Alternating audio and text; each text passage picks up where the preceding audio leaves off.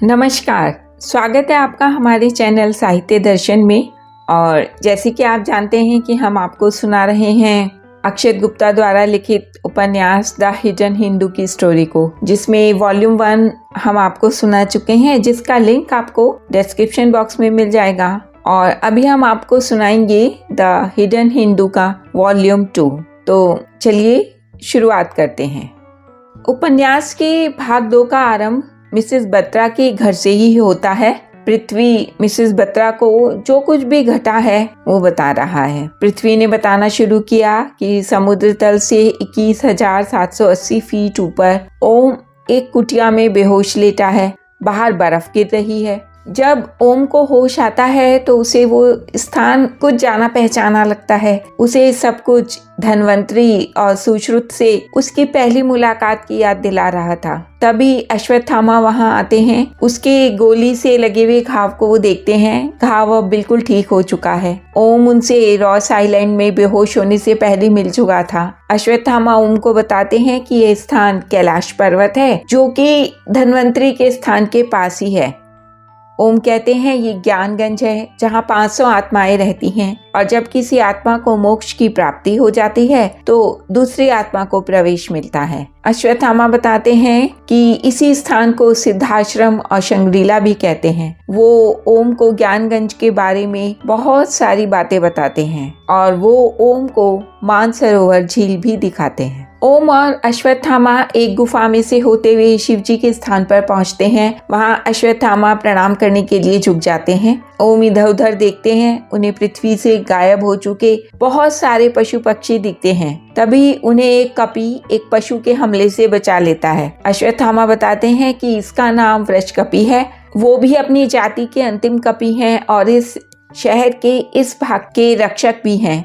अश्वत्थामा ये भी बताते हैं कि यह सभी पशु पक्षी जब कलयुग के बाद सतयुग आएगा तो सतयुग का आरंभ करेंगे। ओम और अश्वत्थामा वापस आ जाते हैं जहाँ शिवजी का स्थान था। वो अश्वत्थामा से पूछते हैं कि आपको ये कैसे पता चला कि मैं हिमालय में कहाँ रहता था। अश्वत्थामा उत्तर देते हैं, हमें तब तक नहीं पता था जब तक हम उनसे नहीं मिले थे जो कि तुम्हारे बारे में सब कुछ जानते हैं। क्या तुम उनसे मिलना चाहोगे? इधर समुद्र तल से 25,938 फीट नीचे नगेंद्र के पास मृत संजीवनी थी, लेकिन बिना ओम के खून के वो कुछ भी नहीं कर सकता था।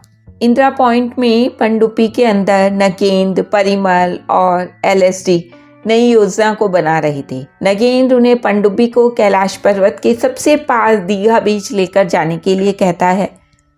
परिमल कहता है कि कैलाश पर्वत पर कोई नहीं जा सकता है। नगेंद्र नहीं सुनता है। LSD के पूछने पर परिमल बताता है कि आज तक सिर्फ मिलारेपा ही जीवित कैलाश तक जा पाए हैं। परिमल मिलारेपा की सारी कहानी LSD को सुनाता है। ऐसा कहते हैं कि मिलारेपा की त्वचा का रंग बिच्छू का सूप पीने से हरा हो गया था। उधर अश्वत्थामा ओम को लेकर वापस कुटिया में आते हैं और मिलारेपा से मिलाते हैं। मिसेस बत्रा के घर पर मिसेस बत्रा पृथ्वी को बताती हैं कि डॉक्टर बत्रा को ओम के खून के नमूने की जांच करने पर पता चला कि उसमें लाल और सफ़ेद ब्लड सेल्स के अलावा काले रंग के ब्लड सेल्स भी हैं, जो कि जीवन को बढ़ाते हैं। किसी भी बीमारी से लड़ने की उनमें क्षमता है और बहुत ज़्यादा या बहुत कम तापमान पर काले ब्लड सेल लाल और सफेद ब्लड सेल्स को सुरक्षित रखते हैं। सुबह के 3 बजे पनडुब्बी दीघा बीच पहुंचती है। नगेंद्र, परिमल और LSD बीच के किनारे आते हैं। नगेंद्र उन्हें बताता है कि उनके पास सिर्फ 9 दिन है और वो एक नक्शा नगेंद्र को देता है, जिससे उन्हें पता चलता है कि उन्हें कैलाश पर्वत पर जाना है। मिलारेपा अश्वत्थामा की सहमति के बाद ओम को बताना शुरू करते हैं। वो अपने युवा अवस्था से बताना शुरू करते हैं कि उन्होंने अपने प्रतिशोध के लिए कई लोगों का जीवन नष्ट किया। अपनी माँ के कहने पर उन्होंने टोना टोटका सीखा। फिर उन्हें अपनी करनी पर बहुत दुख हुआ और वो मारपा से मिले। मारपा ने अपना शिष्य बनाने से पहले उनकी परीक्षा ली। उन्हें शिक्षित करने के बाद वो मिलारेपा को नारोपा के पास ले गए। इस तरह मिलारेपा भारत आए। नारोपा से शिक्षा ग्रहण करने के बाद वो क्या करे यह वो समझ ही नहीं पा रहे थे। इसलिए नारोपा ने उन्हें नंशाद से मिलने के लिए कहा। वो नंशाद को ढूंढते हुए बिसरक पहुंचे। वहाँ उन्हें एक बूढ़ा आदमी दिखा जो कि एक भवन को अकेला ही बना रहा था। जब कुछ पता नहीं चला तो वो वापस जाने की सोच रहे थे। वो फिर से उसी आदमी के पास से निकले और उसकी अवस्था को देखते हुए उन्होंने सहायता करने की सोची। दोनों में यह बात तय हुई कि मिलारेपा भवन के बारे में कुछ नहीं पूछेंगे। उस बूढ़े आदमी के दो साथी थे, एक तितली मालती और दूसरा छिपकली कर्क, जिसे वो मालती के मरने के बाद लाया था। 1 वर्ष में भवन बनकर तैयार हुआ, जो कि एक मंदिर था। इस बीच उन दोनों में कोई बात नहीं हुई। भवन पूरा होने पर मिलारेपा को बूढ़े आदमी से पता चला कि वो ही ननशाद है। ननशाद मिलारेपा को वहीं छोड़कर अंदर गया और मध्य रात्रि के बाद बाहर आया। मिलारेपा को देखकर उसने दरवाजा उसके अंदर आने के लिए खुला छोड़ दिया। जब मिलारेपा अंदर आए तो एक ऊर्जा को उन्होंने अनुभव किया और वो बेहोश हो गए। होश में आने के बाद उन्होंने देखा कि एक 20 फीट ऊंची मूर्ति वहां स्थापित है। ओम के यह पूछने पर अश्वत्थामा ने बताया कि वो मूर्ति रावण की थी। ओम अपने बारे में जानने को उत्सुक थे। मिलारेपा ने कहा, तुम्हारा यह जानना भी जरूरी था। मिलारेपा बताते हैं कि रावण ही ननशाद है और ननशाद ही नगेंद्र है। इधर परिमल और एलएसडी दीघा बीच से कैलाश पर्वत पर चढ़ाई शुरू करते हैं और नाथुला पास पर रुकते हैं। नगेंद्र उन्हें आगे की योजना बताता है। परिमल साहस करके नगेंद्र से उसके और मिलारेपा के संबंध के बारे में पूछता है। नगेंद्र परिमल को बताता है कि वो मिलारेपा से बिसरख में मिला था, जहां वो मंदिर बना रहा था। नगेंद्र मिलारेपा के अस्वार्थपूर्ण व्यवहार से बहुत प्रसन्न था, लेकिन मिलारेपा को यह नहीं पता था कि जैसे वो एक गुरु को ढूंढ रहा था, वैसे ही नगेंद्र भी एक विलक्षण गुण वाले साथी को ढूंढ रहे थे। नगेंद्र ने उसे इस देश के उत्तरी भाग में घुमाया और विश्वास होने पर अपने साथ रखा। वो नगेंद्र के 2 विलक्षण गुण वाले साथियों में से दूसरा था। पहले साथी के बारे में पूछने पर नगेंद्र ने उत्तर नहीं दिया। नगेंद्र और मिलारेपा ने ओम को ढूंढा। ओम और नगेंद्र अपनी पहचान बदल रहे थे, लेकिन मिलारेपा ने अपनी पहचान नहीं बदली, क्योंकि यह मिलारेपा के सिद्धांतों के विपरीत था। मिलारेपा इतने चुप और विनम्र थे कि उन्होंने कभी भी उस आदमी का नाम नहीं पूछा जिसे वो लोग ढूंढ रहे थे। एक दिन मिलारेपा ने नगेंद्र से उस आदमी का नाम पूछा और यह भी पूछा कि उसके पास ऐसा क्या है जिसे हम ढूंढ रहे हैं। तब नगेंद्र उसे धारगिरी ले गए। इधर मिलारेपा ने ओम को बताया कि धारगिरी झारखंड में झरना है, जहाँ बहुत गहने जंगल और पहाड़ियां हैं। वहीं एक गुफा में नगेंद्र ने धन्वंतरी को कैद कर रखा था। धन्वंतरी की अवस्था अत्यंत शोचनीय थी।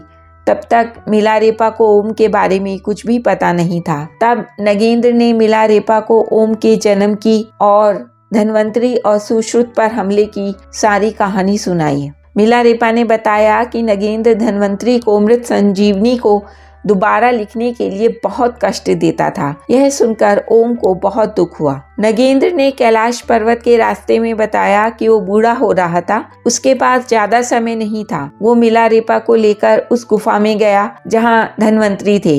दोनों ने योजना बनाई कि मिलारेपा को एक बंधक के रूप में उस गुफा में भेज देंगे। मिलारेपा चुप रहेंगे और धन्वंतरी से किताब के बारे में जानकारी लेंगे। मिलारेपा गुफा में गए।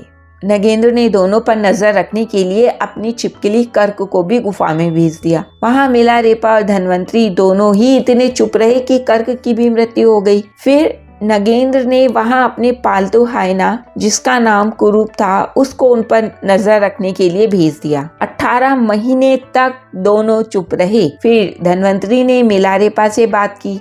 मिलारेपा ने ओम की यात्रा के स्थानों को जानकर उसकी यात्रा की एक रूट को समझकर हमें बताया कि ओम अवंती उज्जैन में मिलेगा। हम धन्वंतरी और मिलारेपा को कुरूप की सुरक्षा में छोड़कर अवंती चले गए। इधर मिलारेपा ने भी ओम को यही सब बताया। ओम ने कहा कि मैं उस हमले में बच गया था। उसने पूछा कि जब वो लोग वापस आए तो क्या हुआ। मिलारेपा ओम को और नगेंद्र परिमल को एक ही समय पर 2 भिन्न स्थानों पर एक ही प्रश्न का उत्तर दे रहे थे। उन्होंने बताया कि जब वो लोग वापस आए तब तक मिलारेपा भाग चुका था। कुरूप गुफा के बाहर ही मरा हुआ था।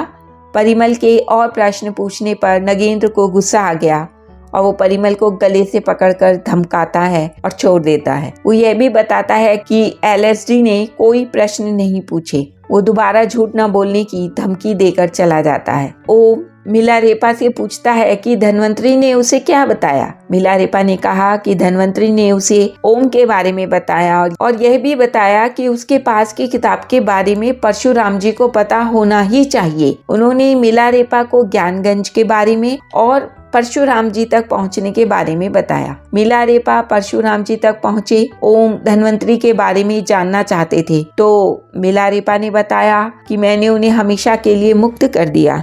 यह जानकर ओम क्रोध और दुख से भर गया और उसने मिलारेपा पर आक्रमण कर दिया। अश्वत्थामा ने ओम को रोका और कहा कि परशुराम जी के कहे अनुसार अब युद्ध तुम्हें करना है, तुम्हारी कल से युद्ध शिक्षा प्रारंभ होगी। इधर मिसेस बत्रा पृथ्वी को बताती हैं कि उनका सिर घूम रहा था और ऐंठन लग रही थी। दर्द इतना अधिक था कि आंखों के आगे अंधेरा छा रहा था, सांस लेने में दिक्कत हो रही थी। तब डॉक्टर बत्रा ने ओम के खून को गिनी पिग पर टेस्ट करने के लिए उसने पहले गिनी पिग पूह को मरबर्ग वायरस दिया, फिर ओम का खून पूह को दिया। तब डॉक्टर बत्रा को लगा कि अब वो अपनी पत्नी को बचा सकते हैं। मिसेस बत्रा के कहने पर पृथ्वी ने ओम और नगेंद्र के बारे में बताना शुरू किया। नगेंद्र अपनी यात्रा कर रहा था। इधर ओम का हथियारों का प्रशिक्षण प्रातः शुरू हुआ। ओम ने पुराने हथियारों को देखकर कहा कि वो नए हथियार कहाँ हैं जिन्हें लेकर आप रॉस आइलैंड आए थे। यह कहते हुए उसने एक बाण को छुआ तो वो 40 फीट हवा में ऊपर उड़ गया। अश्वत्थामा ने उसे समझाया कि आज जो भी नई खोज है वो सब प्राचीन ज्ञान पर ही आधारित है। रॉस आइलैंड में जो हथियार वो लाए थे वो उनके द्वारा चलाए जाने वाले हथियारों में सबसे हल्के थे। अश्वत्थामा ओम के बाएं बाजू पर रुद्राक्ष को बांधते हैं और गुरु शिष्य परंपरा शुरू करते हैं। अश्वत्थामा ओम से कहते हैं कि वो ओम को वो सभी अस्त्र सिखाएंगे जो उन्हें प्रयोग करने आते हैं। अश्वत्थामा ओम को अस्त्र चलाने के नियम बताते हैं। वो यह भी बताते हैं कि आज के समय में भी परशुराम कृपाचार्य और वो स्वयं अस्त्र रखते हैं। अश्वत्थामा कहते हैं कृपाचार्य कहाँ है यह पता नहीं, लेकिन उन्हें मैं ही बुला सकता हूँ। अश्वत्थामा ओम को वायु अस्त्र को जागृत करना सिखाते हैं। वो ओम से कहते हैं कि तुम्हें अब वायु देवता को जागृत करना होगा, इसके लिए 5 दिनों तक वायु देवता का ध्यान करो। नगेंद्र अपने दोनों साथियों के साथ मानसरोवर झील पर पहुंचता है। नगेंद्र दोनों को बताता है कि वो एक गुप्त जादुई शब्द को ढूंढ रहे हैं, वो सबको मुक्ति दिलाएगा। ओम 5 दिन बाद आंखें खोलता है और अश्वत्थामा के कहने पर वायु अस्त्र को हाथ में लेता है। अश्वत्थामा उसे आराम करने के लिए और प्रातः मिलने के लिए कहते हैं। टेंट लगाने के बाद नगेंद्र सूरज छिपने के बाद उन्हें मानसरोवर के पश्चिम में साथ आने को कहता है। वो सब कुछ चलने के बाद एक और झील पर पहुंचते हैं जिसका नाम राक्षस ताल है। वो वहां 1 घंटे तक चंद्रमा के अर्धचंद्राकार में निकलने का इंतजार करते हैं। नगेंद्र उन्हें राक्षस ताल के बारे में बताता है। वो बताता है कि यहाँ रावण ने प्रतिदिन अपने 10 शेरों में से एक शिव जी को अर्पित किया है। अर्धचंद्राकार चंद्रमा की रात को शिवजी ने रावण को महाशक्तियां दी थी। नगेंद्र ने बताया कि आज की रात सभी ग्रह और चंद्रमा एक सीध में हैं और बिल्कुल उसी स्थिति में हैं जैसे उस रात थे। नगेंद्र पानी में घुस जाता है। परिमल भी डाइवर सूट पहनता है। LSD उसे पानी में चलने वाले 2 बम देती है। नरेंद्र परिमल से कहता है जहाँ दोनों झील मिलती हैं, जहाँ चट्टानों की पतली दीवार है, उसको बम से तोड़ दो। तुम्हारे पास सिर्फ 3 घंटे हैं, इसके बाद ही हमें वो गुप्त शब्द मिलेगा। परिमल के दूसरी बार भी बम लगाने पर चट्टानों की दीवार नहीं टूटती। परिमल देखता है समय कम बचा है और वो अपने यंत्रों की मदद से ही दीवार को तोड़ने की कोशिश करता है। नगेंद्र के इशारे पर LSD अपना डाइवर सूट और बम लेकर आती है, लेकिन जब वो देखती है कि समय कम बचा है तो बिना सूट के ही बम लेकर मानसरोवर झील में कूद जाती है। वो परिमल से सीध में आते ही बम लगा देती है और वो बम चला देती है, लेकिन स्वयं दूर नहीं जा पाती है। परिमल देख लेता है और उसे पकड़कर लाता है। इस बार दीवार टूट जाती है। परिमल LSD को बचाने का प्रयास कर रहा था। तभी नगेंद्र उसे दूसरा ऑक्सीजन का सिलेंडर देता है और वो दोनों पानी में चले जाते हैं। नगेंद्र को पहला गुप्त शब्द मिल जाता है। वो है अविनाशी। नगेंद्र शब्द को अपने हाथ से छूता है और वो आग की तितलियों में बदल जाता है और नगेंद्र के शरीर में प्रवेश करती है। नगेंद्र बेहोश हो जाता है। परिमल उसे तट पर लाता है और ये ध्यान देता है कि जिस हाथ से नगेंद्र ने आग की तितलियों को छुआ था वो चमक रहा था। टेंट में जाने से पहले नगेंद्र एलएसडी से कहता है कि उसे एलएसडी से परिमल का बच्चा कार्तिक के महीने में चाहिए। प्रातः 5 बजे ओम को उसकी कुटिया के बाहर बहुत शोर सुनाई दिया। ओम बाहर आए तो उस भीड़ में मिला रिपा और वृषकपि भी थे। सब पर्वत के दक्षिण भाग की ओर भाग रहे थे।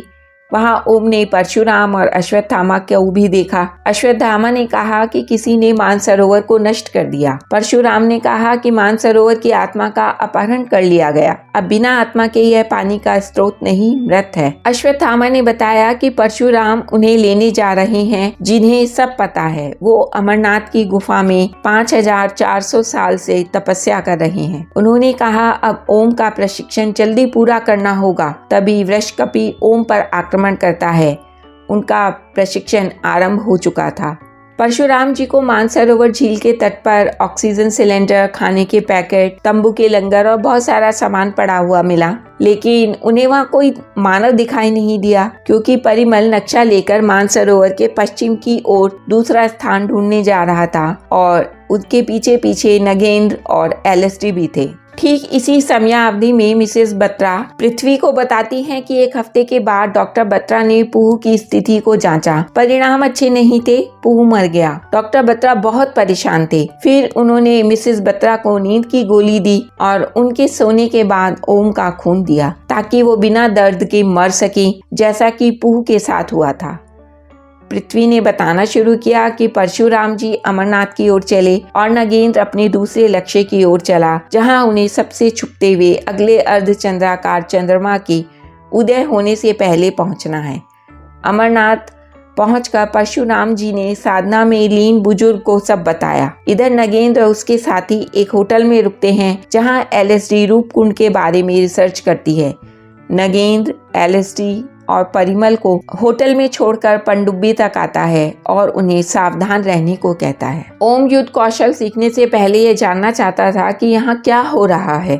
अश्वत्थामा उसे कहते हैं कि परशुराम जी उस व्यक्ति को लेने गए हैं जिनके पास सब उत्तर हैं। तब तक तुम युद्ध कौशल सीखो, क्योंकि हमारे पास समय कम है। एक दिन एलएसडी परिमल के हाथ में सांप की आंख के आकार का निशान देखती है। परिमल यह जानना चाहता था कि वो नगेंद्र के साथ क्यों है, इसलिए वो पहले अपनी कहानी बताता है। वो बताता है कि उसके परिवार में जन्मे हर बच्चे की हथेली पर यह सांप की आंख होती है। जन्म के कुछ दिन बाद आंख गिर जाती है और निशान रह जाता है। परिमल बताता है कि उसकी हथेलियों में लाइन भी नहीं है।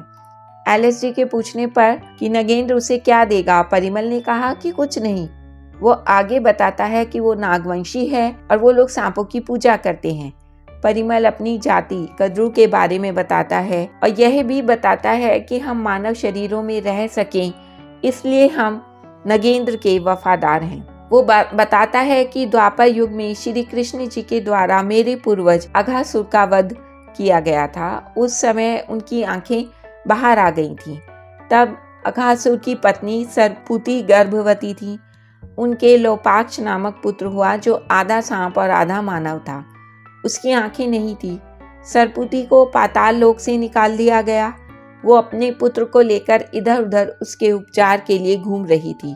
तब वो नगेंद्र से मिली और उसने ठीक करने के बदले में आने वाली सभी पीढ़ियों की निष्ठा को मांगा। तब सरपुती ने नगेंद्र की शर्त मान ली। तब से हम सब उसके प्रति निष्ठावान हैं।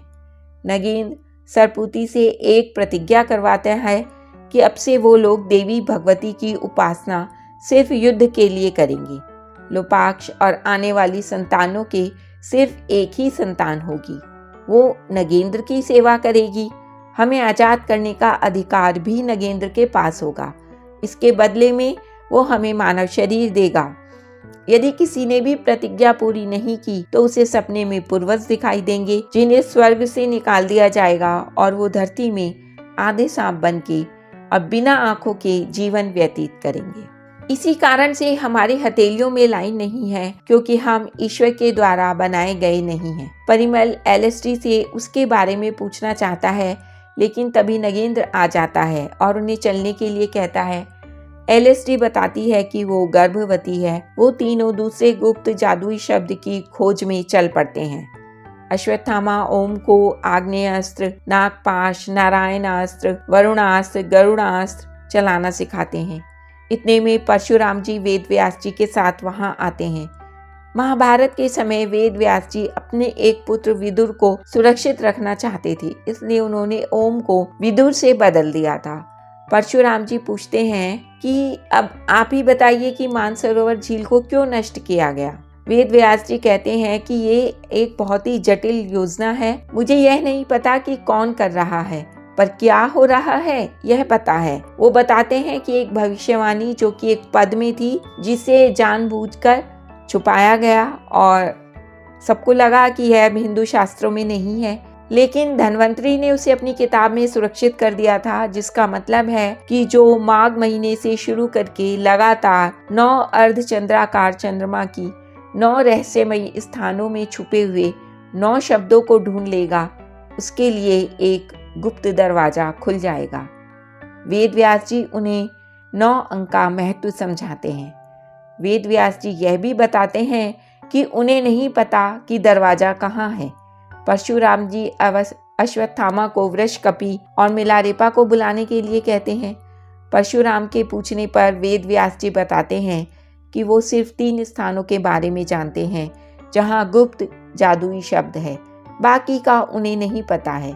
इधर मिसेस बत्रा ने पृथ्वी को बताया कि वो मर ही चुकी थी। मॉनिटर पर उनकी हार्ट लाइन सीधी आ रही थी। डॉक्टर बत्रा के सिर में बहुत तेज दर्द था। वो दवाई लेने नीचे अपनी लैब में गए। वहाँ उन्हें पूह जीवित मिला। डॉक्टर बत्रा बहुत खुश हुए।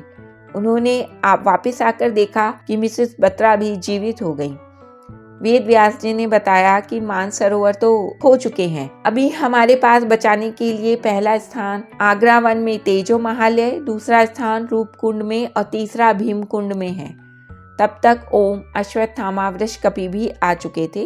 वृषकपि के पूछने पर ओम ने बताया कि आगरा वन में तेजो महालय आज का ताजमहल है और रूपकुंड उत्तराखंड में है, भीमकुंड मध्य प्रदेश में है। परशुराम वृषकपि को रूपकुंड, मिलारेपा को ताजमहल जाने के लिए कहते हैं और स्वयं भीमकुंड जाने के लिए तैयारी करते हैं। वो दोनों से कहते हैं कि अपनी महाशक्तियों का प्रयोग जब तक जरूरी ना हो मत करना। वो वेद व्यास जी से ध्यान के द्वारा और जानकारी जुटाने के लिए कहते हैं। ओम के पूछने पर वो उसे अपना प्रशिक्षण पूरा करने के लिए कहते हैं, क्योंकि नगेंद्र को ओम के खून की जरूरत होगी और उसे स्वयं अपनी रक्षा करने के लिए प्रशिक्षण की। इसी बीच नगेंद्र और उसके साथी रूपकुंड क्रिसेंट चांद से 3 दिन पहले पहुंच जाते हैं। वहां नगेंद्र उन्हें बताता है कि इस रहस्यमयी झील की तली में बहुत सारे कंकाल हैं, जो कि झील की बर्फ पिघलने पर साफ दिखाई देते हैं। उनके बारे में बहुत सारी कहानियां हैं, लेकिन यह सच है कि उन्हें मैंने मारा था। सितंबर से फरवरी तक बर्फ जमी रहेगी। अभी फरवरी है, हमें यह काम अभी करना है। इसकी तली में धन्वंतरी की खोपड़ी है, जिसमें वो शब्द है। उस शब्द को मुझे पीना है।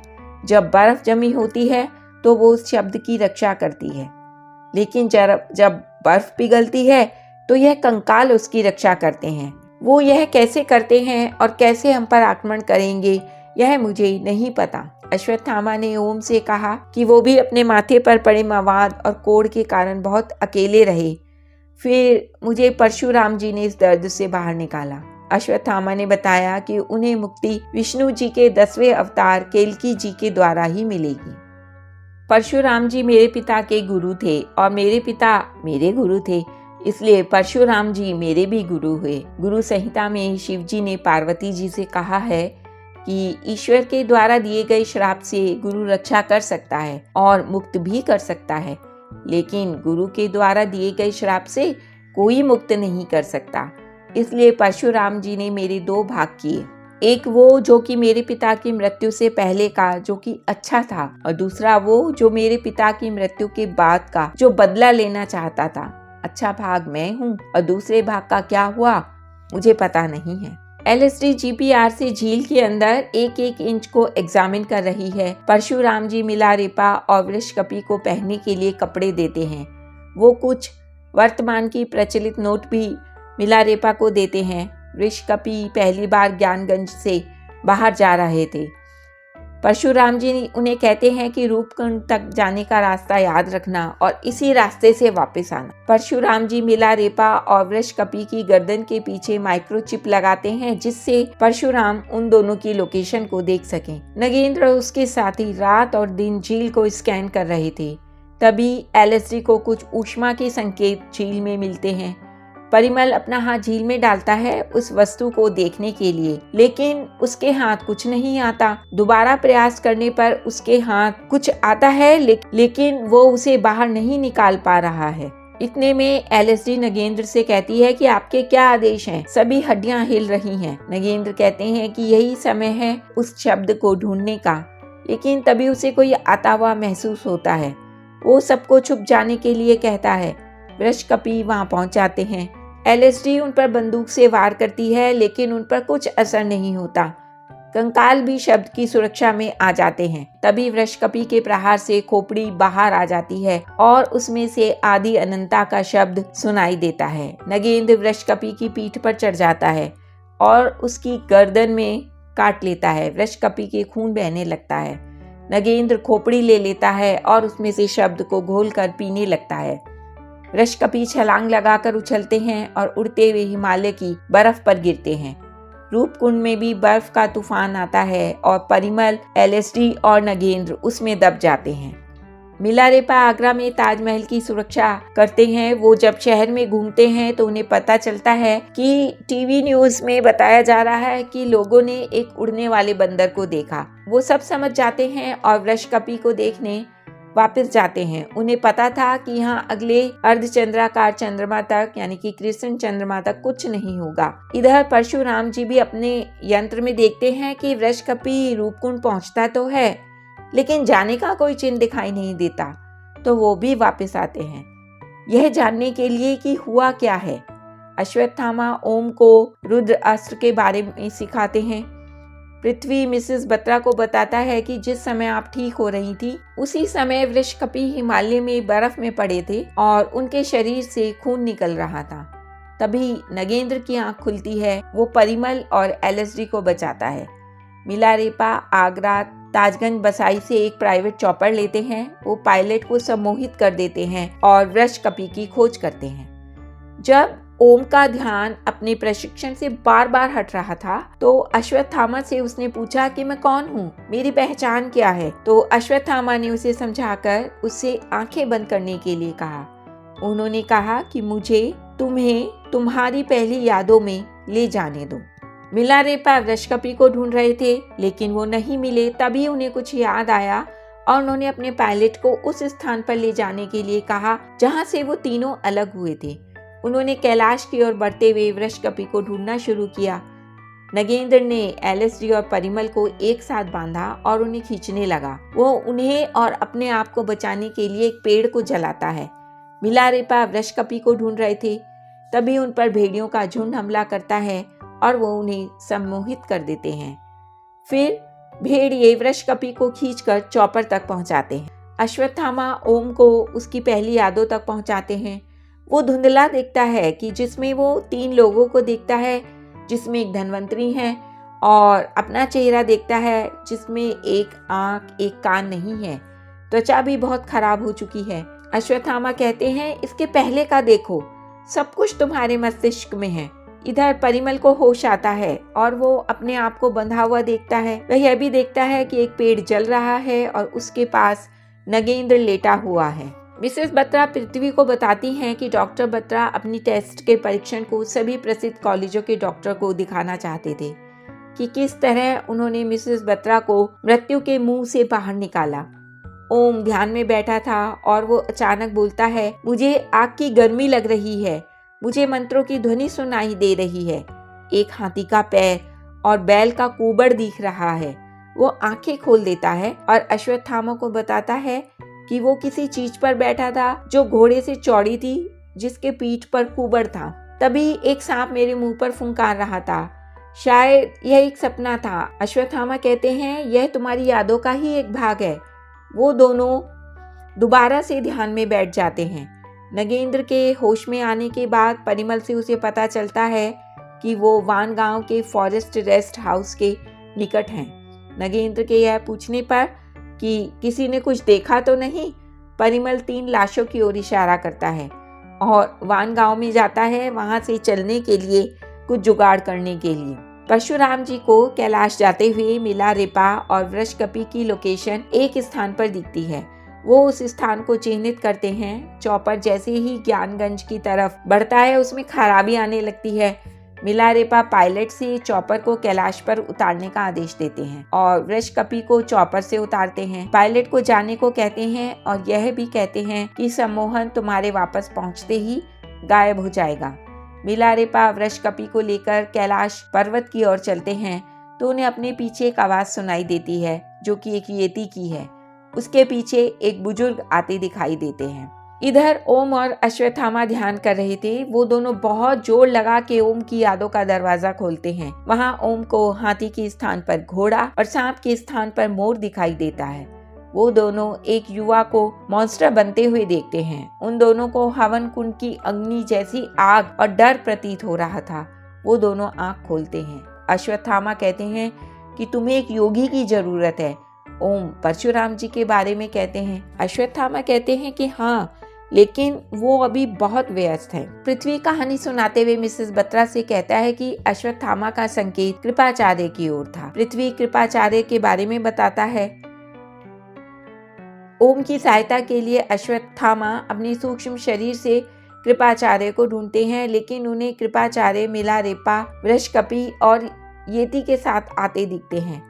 ओम और अश्वत्थामा भी वृषकपि की सहायता के लिए जाते हैं। परिमल कुछ दवाइयाँ और एक कार लेकर आता है और वो सब उस कार में बैठकर कहीं छुपने के लिए चल देते हैं। इधर परशुराम जी वृषकपि और सभी के पास पहुंच जाते हैं।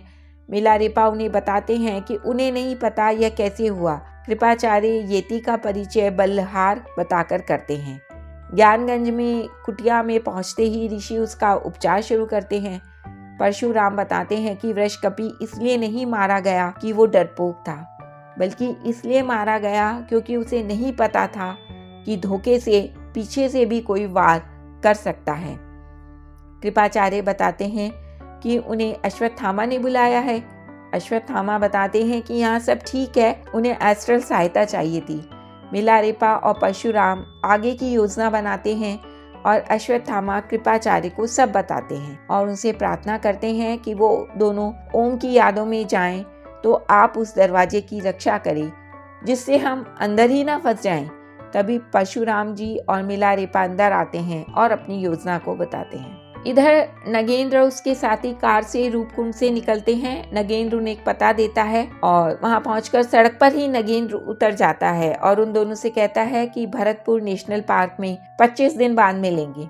वो दोनों पंतनगर हवाई अड्डे से महाराष्ट्र जाएंगे जहाँ परिमल के पूर्वजों का मकान है। परशुराम जी कृपाचार्य जी को बताते हैं कि हम 2 शब्द खो चुके हैं, हमें अभी 7 शब्द की रक्षा करनी है, लेकिन हम सिर्फ 4 हैं। हमें अश्वत्थामा चाहिए। अश्वत्थामा कहते हैं ओम अभी तैयार नहीं है।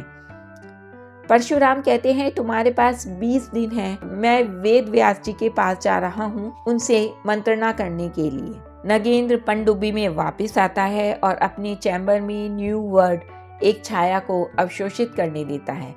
छाया बताती है कि अब अगले शब्द के लिए बहुत परेशानी होगी क्योंकि उसकी सुरक्षा ज्यादा योद्धा करेंगे। कैलाश पर्वत पर अश्वत्थामा और ओम कृपाचार्य के साथ ध्यान में बैठते हैं। अश्वत्थामा दरवाजा खोलते हैं।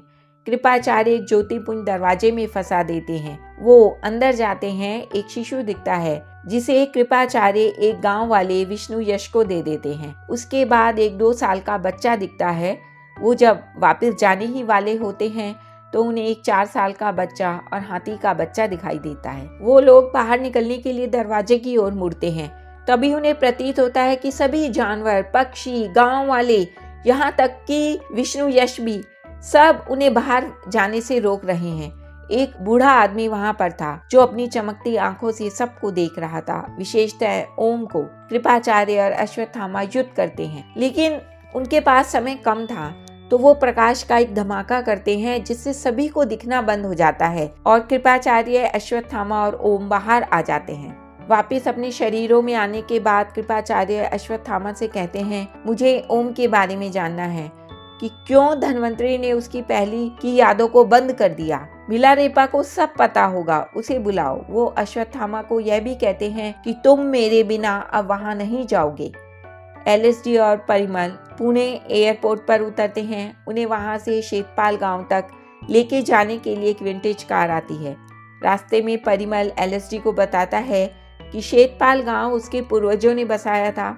यहाँ के लोग सांपों को तंग नहीं करते, उन्हें प्यार करते हैं और सबके घर में देव स्थानम होता है जहाँ कोबरा आकर अपने को ठंडा कर सकते हैं। परिमल एलएसडी से उसके और नगेंद्र के बारे में पूछता है तो एलएसडी कहती है कि जब से मुझे याद है मैं नगेंद्र के साथ हूँ। परिमल का घर एक बहुत खूबसूरत महल है, वहाँ उनकी देखभाल के लिए बहुत सारे लोग हैं। सबसे पुराने मैनेजर शुभेंद्रा को एलएसडी से मिलाता है। एलएसडी को पता चलता है कि कल उसका विवाह परिमल से है। देवी भगवती कल आशीर्वाद देंगी और वो परिवार का हिस्सा बन जाएगी। तभी उसे परिवार की बातें जानने का अधिकार होगा और वो उसे हथेली पर की होल आकार की आई बॉल वाले बच्चे का आशीर्वाद देंगी। पनडुब्बी के चैम्बर में छाया नगेंद्र से अपने आप को उसे समर्पित करने को कहती है और बताती है कि तुम्हें देवध्वज से मिलने की जरूरत है।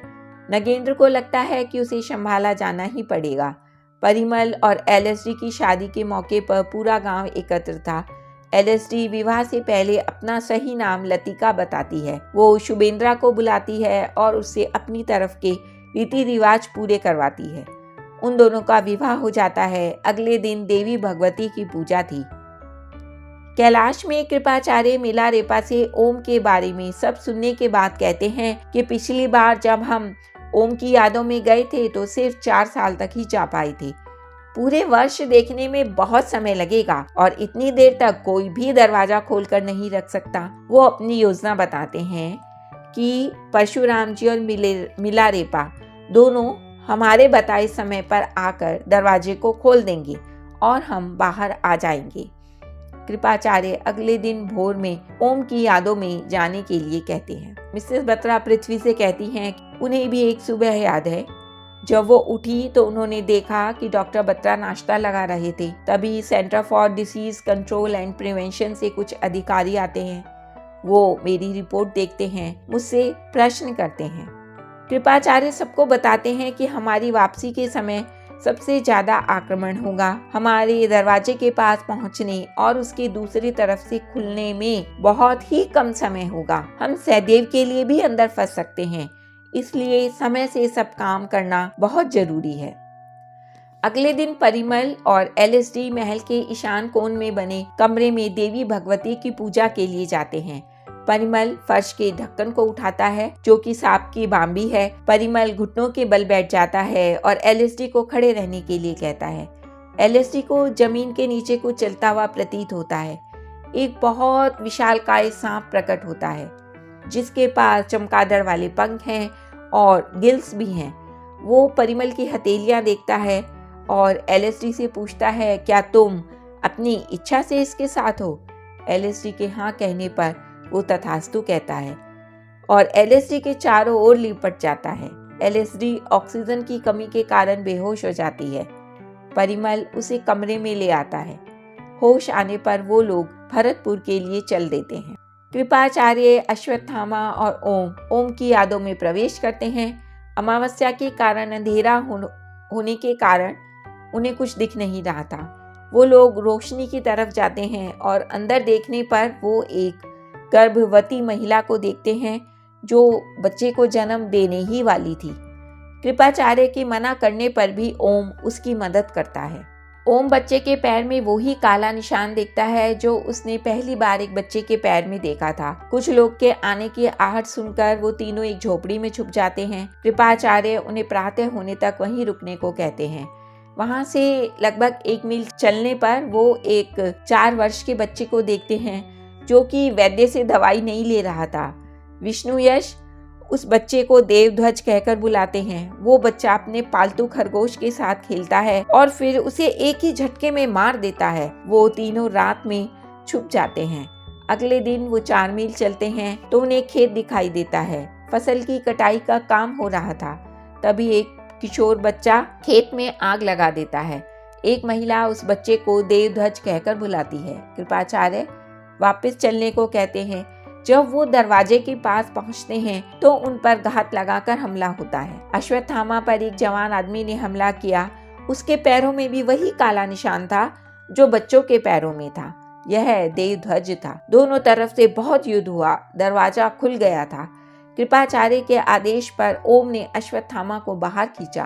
कृपाचार्य से 2 लोग युद्ध कर रहे थे। देवध्वज ने जब मिलारेपा को देखा तो वो भयंकर रूप से कृपाचार्य से युद्ध करने लगा। ओम उनकी सहायता के लिए दरवाजे के अंदर जाने के लिए आगे बढ़ा। तभी देवध्वज ओम को खींचने के लिए आगे बढ़ा। मिलारेपा ने ओम को बचाने के लिए दरवाजा बंद कर दिया। कृपाचार्य अंदर रह गए। ओम ने मिलारेपा पर क्रोध किया तो परशुराम ने कहा कि कृपाचार्य वहां अंदर हैं क्योंकि तुम्हें अपने मस्तिष्क पर नियंत्रण नहीं है।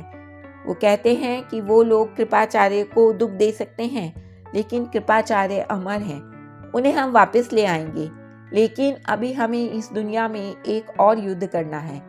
वो सब जाने की तैयारी करते हैं।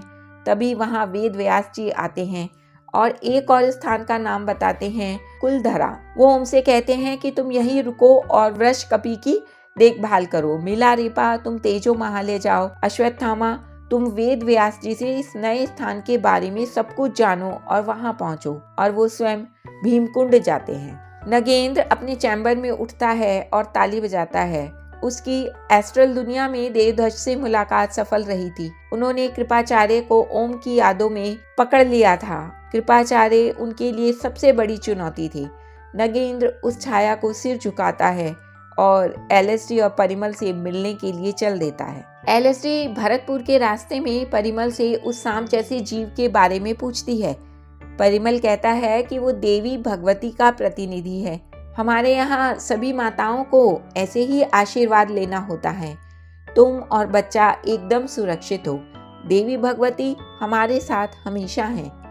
बात करते करते वो दोनों भरतपुर नेशनल पार्क पहुंच जाते हैं। इधर ताजमहल में मिलारेपा, कुलधरा में अश्वत्थामा और भीमकुंड में परशुराम जी पहुंच जाते हैं। भरतपुर में वो दोनों नगेंद्र से मिलते हैं और देवी पूजा के बारे में बताते हैं। नगेंद्र उन्हें बताता है कि उन्हें अब तेजो महाले जाना है।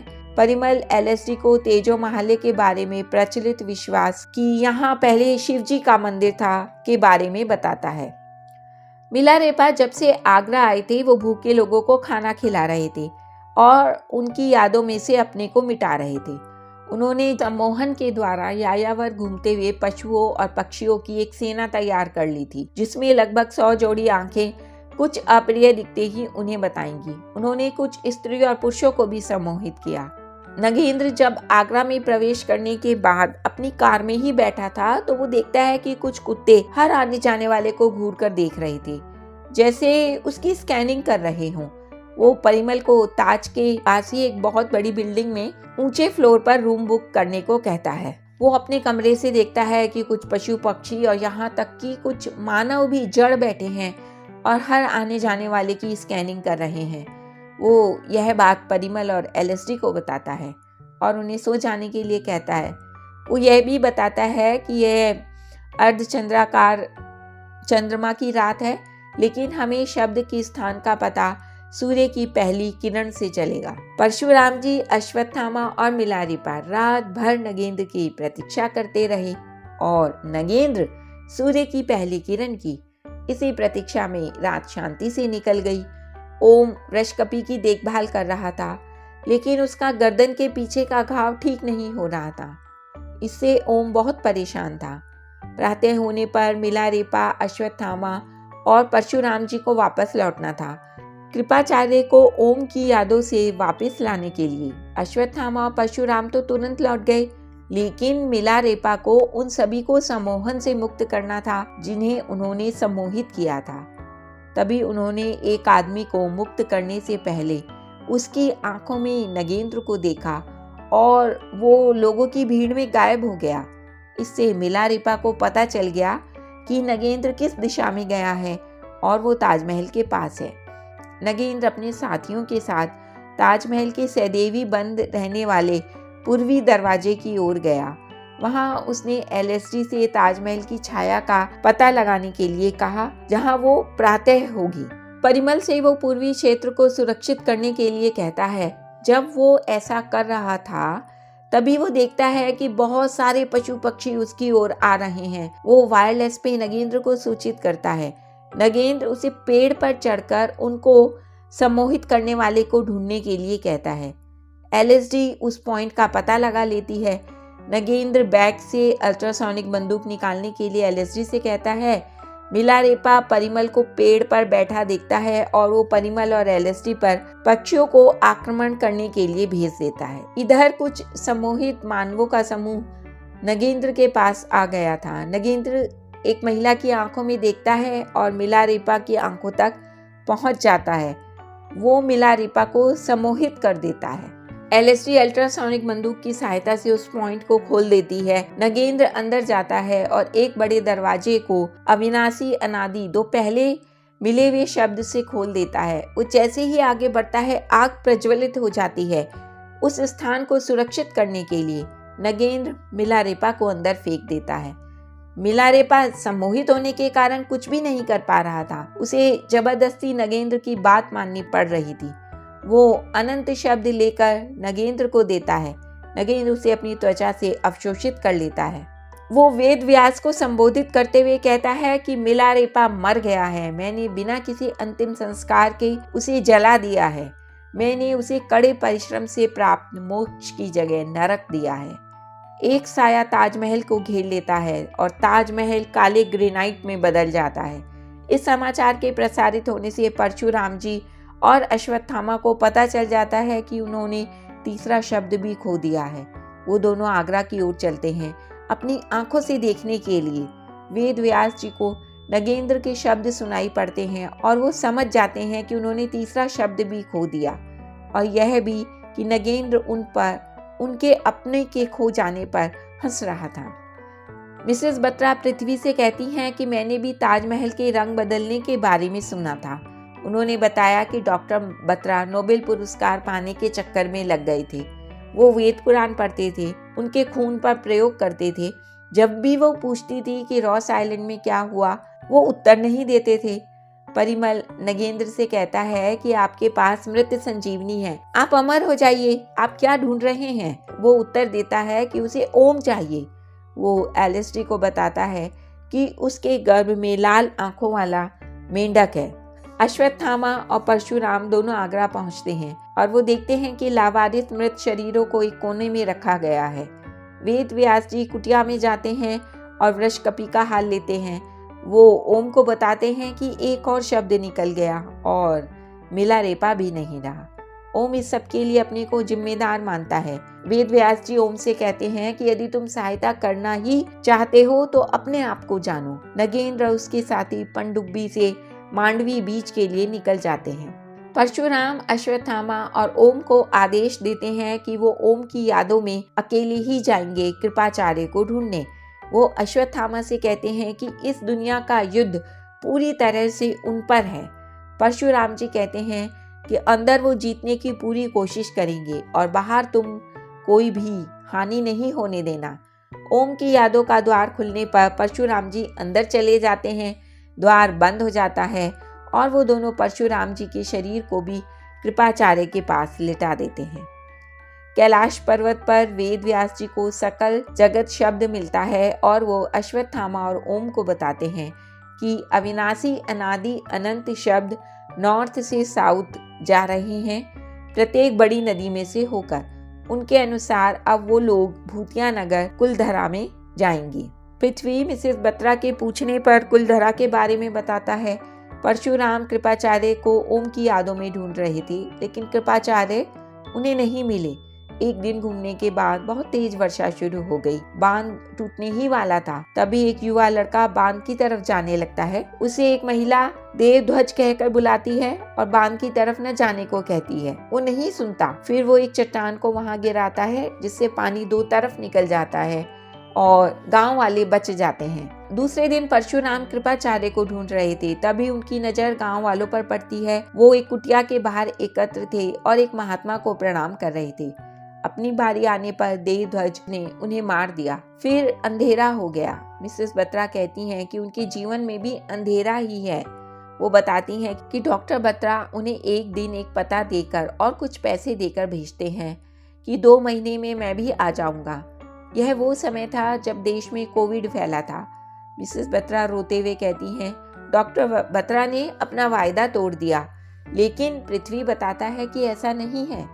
मिसेस बत्रा आशा भरी नजरों से पूछती हैं कि वो कहाँ है। अश्वत्थामा कुलधरा जाने के लिए निकलते हैं और ओम से वहीं रहने के लिए कहते हैं। उनके जाने के बाद साधु बताते हैं कि वृषकपि को होश आ रहा है। वृषकपि ओम को बताता है 3 और बेहोश हो जाता है। परशुराम जी कृपाचार्य को ओम के भूतकाल में ढूंढ रहे हैं। एक दिन वो मिट्टी की कुटिया के आगे बहुत सारे लोगों को देखते हैं जो कि कुटिया में झांक रहे हैं। परशुराम जी कृपाचार्य को खोल के बाहर ले आते हैं, लेकिन कोई भी उन पर हमला नहीं करता। कैलाश पर्वत पर वृषकपि बताता है कि वो 3 लोग थे और उन्होंने पीछे से हमला किया। यह अश्वत्थामा को बता देना। वृषकपि अपने प्राण त्याग देता है। ओम इस समाचार को अश्वत्थामा तक पहुंचाने के लिए कैलाश से बाहर जाने की सोचते हैं। वेद व्यास ओम को एक तलवार देते हैं और आशीर्वाद देते हैं। अश्वत्थामा कुलधरा पहुंचकर एक मकान में छुप जाते हैं। जब सभी पर्यटक और सुरक्षा कर्मी चले जाते हैं तो वो वहां से निकलते हैं और गांव के बीच में एक मकान की छत पर चले जाते हैं और नगेंद्र का इंतजार करते हैं। नगेंद्र अपने साथियों के साथ वहां पहुंचता है। सुरक्षा कर्मियों के द्वारा रोके जाने पर वो उन्हें मार देता है। वो तीनों पूरे गांव को स्कैन करते हैं। एलएसडी अश्वत्थामा को देख लेती है और नगेंद्र को बताती है। वो तीनों अश्वत्थामा को स्टील के हुक से 10 फीट ऊपर लटका देते हैं। तभी नगेंद्र मंदिर में प्रवेश करता है। वो परिमल को अश्वत्थामा के पास छोड़ देता है और एलएसडी को मंदिर के गर्भगृह की सुरक्षा के लिए छोड़कर अंदर जाता है। वहां वो हवन कुंड में रक्त डालता है जो कि मंदिर के अंदर से होता हुआ बाहर आता है और एक फव्वारे के रूप में निकलता है। तभी ओम आ जाता है। वो नगेंद्र को रोकता है। ओम को एलएसडी की गोली लग जाती है। नगेंद्र सकल जगत शब्द को अवशोषित कर लेता है। नगेंद्र ओम को पकड़ना चाहता है, लेकिन ओम अश्वत्थामा को मुक्त कर देता है। परिमल अश्वत्थामा पर गोली चलाकर उन्हें घायल करता है। एलएसडी कार लेकर आ जाती है। परिमल दोबारा अश्वत्थामा पर वार करता है। नगेंद्र ओम की कमर पर चढ़कर उसका रक्त पीना चाहता है, लेकिन तभी अश्वत्थामा की बंदूक से गोली चलती है और नगेंद्र के चेहरे पर लगती है। उसका चेहरा उड़ जाता है और शरीर जमीन पर गिर जाता है। उसके खून की एक बूंद ओम के होठ पर पड़ती है और ओम को इतनी तस्वीरें दिखाई देती हैं कि वो सुध-बुध खो देता है। ओम की यादों में कृपाचार्य और परशुराम जी एक बहुत ही विचित्र जानवर को देखते हैं। वो दोनों यह सोच ही रहे थे कि ओम की यादों में ओम क्यों नहीं है। तभी वो हवा के द्वारा खुले हुए दरवाजे से बाहर फेंक दिए जाते हैं। एलएसडी परिमल को कार में जाने को कहती है और नगेंद्र की बिना चेहरे की लाश को ट्रंक में रखकर कार से निकल जाती है। अश्वत्थामा ओम को लेकर चले जाते हैं। एलएसडी जैसलमेर में ट्रंक में बर्फ भरती है और पनडुब्बी में पहुंचती है। वहां वो परिमल से चैम्बर को खोलने के लिए कहती है। वो दोनों चैम्बर में जाते हैं। तभी वहां एक 8 फीट लंबा एंटिटी आता है। परिमल उसे सब बताता है। वो परिमल और एलएसडी को आज़ाद कर देता है। एलएसडी और परिमल नगेंद्र के शरीर को अंदर रखते हैं। वो उन्हें जाने को कहता है। परिमल बाहर आकर एलएसडी से पूछता है, यह कौन है? यही प्रश्न मिसेस बत्रा पृथ्वी से पूछती हैं। एलएसडी और पृथ्वी कहते हैं शुक्राचार्य। मिसेस बत्रा कहती है, मुझे डॉक्टर बत्रा के बारे में बताओ। एलएसडी परिमल को बताती है कि शुक्राचार्य असुरों के सतयुग से गुरु हैं। एलएसडी परिमल से कहती है कि अब हमें ओम का खून ढूंढना है। सिर्फ इसी से नगेंद्र का जीवन वापस आ सकता है। वो एक पेन ड्राइव परिमल को देती है जिसमें डॉक्टर बत्रा ओम का खून एकत्र कर रहे हैं। वो परिमल को डॉक्टर बत्रा के पास लेकर जाती है और रास्ते में बताती है कि तुम्हारे महल में हर फोटो में जो पालतू जानवर है वो मैं ही हूँ। नगेंद्र की मालती, कर्क सब मैं ही हूँ। बहुत लंबे समय बाद अब मानव बनी हूँ। वो डॉक्टर बत्रा से उनकी पत्नी का पता पूछती है। वो डॉक्टर बत्रा को धमकाती है। डॉक्टर बत्रा एलएसडी से कहते हैं कि तुम्हें ओम का खून चाहिए, वो गिनी पिग में है। डॉक्टर बत्रा को वो लोग समुद्र में फेंक देते हैं। गिनी पिग लेकर वो दोनों चैम्बर में पहुंचते हैं। शुक्राचार्य नगेंद्र को जीवित करते हैं। कैलाश पर्वत पर ओम को होश आता है। उसके पास अश्वत्थामा बैठे हैं। तभी कृपाचार्य और परशुराम जी आते हैं। अश्वत्थामा के पूछने पर वो कहते हैं कि हमें दरवाजा खोलना ही नहीं पड़ा क्योंकि वो खुला था। ओम कहता है, अब मुझे सब याद है। मेरे और मेरी पुरानी यादों के बीच अब कोई दीवार नहीं है। वो अपना नाम देवध्वज बताता है। लेकिन अश्वत्थामा कहते हैं कि ये कैसे हो सकता है, तुम्हारे पैर में काला निशान नहीं है। इधर पनडुब्बी में नगेंद्र फिर से जीवित हो गया। वो अमर हो गया है। एलएसडी और परिमल उसके पैर में काला निशान देखते हैं। तो ये थी कहानी द हिडन हिंदू पार्ट 2 की, जिसे अक्षत गुप्ता जी ने लिखा है। हमें उम्मीद है कि आपको पसंद आई होगी। यदि आपको पसंद आई है तो लाइक कीजिए, हमारे चैनल को सब्सक्राइब कीजिए और इस वीडियो को अपने दोस्तों के साथ शेयर कीजिए। धन्यवाद।